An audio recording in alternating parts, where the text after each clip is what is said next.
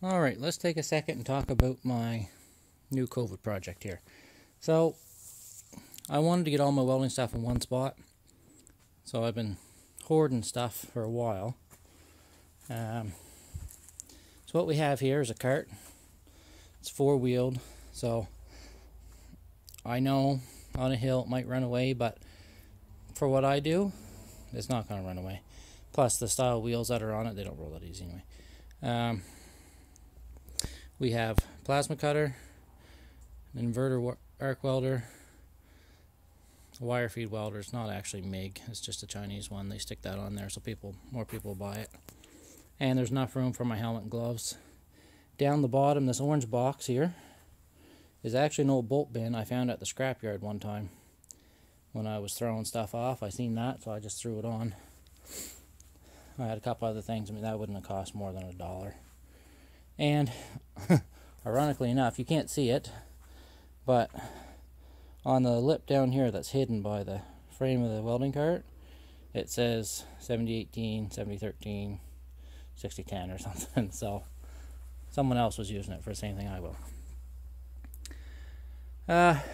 Almost completely recycled. So all the angle of stuff I've had, it's actually old bed frames. These are newer bed frames.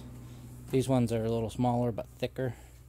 The plywood I got a friend of mine, and he got it for free from the guy next door that was building a house. These gray pieces, the handle supports, is actually leftover pieces from another used piece of metal I bought at the scrapyard for a trailer I built. The only new things on this is this piece of 3/4 square stock, which was left over from another project. It's going to have 4 new nylocks. What I did for the axles, I just took a 6" by 1/2" bolt, and that's just the right size for lawnmower wheels. So it's welded on the bottom, and you stick out just enough for the wheel, and then I'll trim the threads back later. Yeah, the four nuts, I bought 4 washers for it, and I had to buy the 2 front bolts. The back ones I had. I've got a bunch of hardware, and I bought a can of paint and some bungee cords. That is going to put me in at around $50 just for hardware.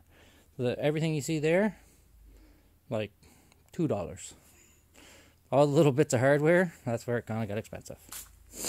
I mean, it's still not expensive for what I get. So what I got are these little reinforced L brackets. I got 3 packages of 4.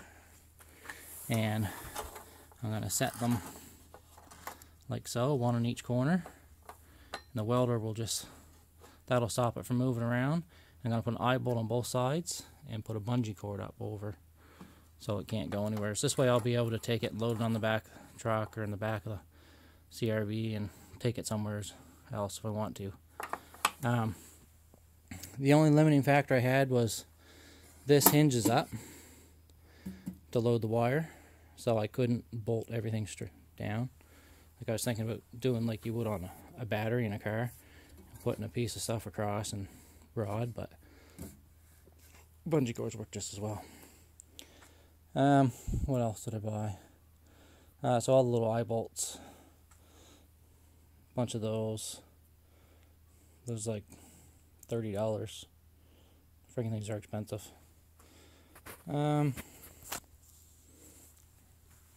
This is going to plug into a common power source.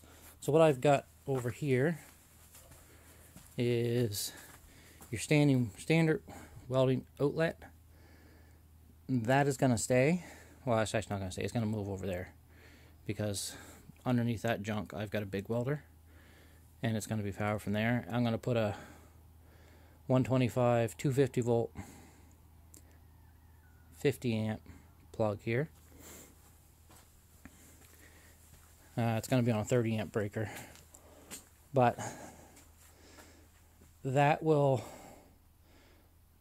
be able to plug the card in, because what I'm going to do is I'm going to have 2 30 amp welder plugs, one for the plasma cutter, one for the welder, and then I'm going to have a 20 amp T-slot one for this, and then one to plug a grinder or something into, and it'll be a split plug. So what'll end up happening is I'll have these two. Okay, first off, this is dual voltage. This isn't. This is a 120 volt welder. So that'll be on one side of the circuit. That'll be on both sides of the circuit. And the side that this isn't on, this will be on. And then the split T-slot plug will be on both. So basically everything on the cart will plug into the cart, and then I just wheel this wherever I want to go. I got to pick up a 30-foot piece of 10-4, and it'll plug in the wall, and away we go. No more stringing cords here and there, and I'm gonna have to put some hooks on the side. And anyway, it should be a nice little cart, and I'll do an update video on this. All I really have to do is trim the axle bolts back, paint it. I'm gonna nip some corners like here. Just gonna 45 that, and I'll take the wire wheel to the welds because I haven't chipped anything.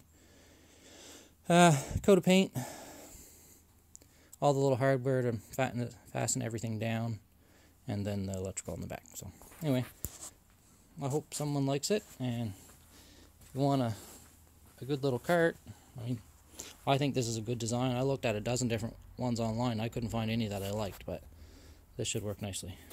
Oh, what I did for the handle is I just made the back 5 inches higher than the front and extended it out.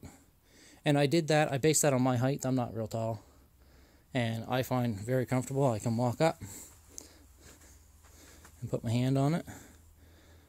It could have been 6 inches higher, really, but this is the size I needed for the cart, and with the materials I had, this will work great.